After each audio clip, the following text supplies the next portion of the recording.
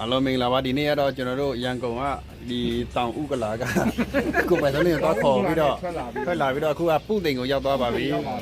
ပုသိမ်ရောက်တော့လဲကျွန်တော်တို့တန်ပူရရေကိုတောက်ကြတော့ဗောနော်ညမဦးလဲတန်ပူရရေပဲလားကိုပစလဲပါတောက်မလို့ပုစွန်စားမလို့လားပုစွန်မစားသေးဘူး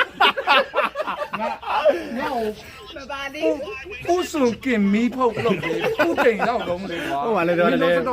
但不要也到本那说不送给弄。ဟိုမှာလဲဟိုမှာပြမယ်နော်ပုစွန်မိဖုတ်တုံးတယ် 啊，当然，不等要弄的喏。 ပုသိမ်ရောက်တော့လေပုသိမ်ရောက်လဲတန်ပူရရေလဲတောက်တယ်ဗောနော်အရန်ကောင်းတဲ့တန်ပူရရေဟိုမှာလဲပုစွန်ဟိုအနောက်မှာရေးထားတာမှတွေ့လားမှာပုစွန်မိဖုတ်တုံး 这个米泡到。တကယ်လို့တငယ်ချင်းတို့လည်းပုသိမ်ရောက်ရင်လည်းကျွန်တော်တို့ဒီတန်ပူရရေကိုတောက်ဖို့မပြီးကြဘူးနဲ့အရန်ကောင်းလို့ပါပြီးတော့ပုစွန်မိဖုတ်တုံးလဲအရန်ကောင်းလား 不等要弄的，妈妈因山嘛喏。 ဟုတ်ကဲ့ဒါကျွန်တော်တို့ဗမာအိမ်ဆိုပဲတရားသင်သားဝင်လို့မရဘူးကျွန်တော်ကတ်စစ်တယ်မှာ ကျွန်တော်ပို့ဆိုတောင်းတောင်းပန်ပန်ပေးဝင်ရတာဆိုင်နာမည်ဗမာအိမ်တဲ့ဗမာပဲဝင်ရလားဆိုဟုတ်ဘူးတဲ့ဝင်လို့ရတယ်မှာတခြားလူတွေဝင်ရဟောတော့တခြားတိုင်းသားဝင်လို့ရနော်ဗမာအိမ်ဆိုတော့ ကိုပိုင်စုံလျာတော့အုံသီးရေလို့ပြောတာပဲ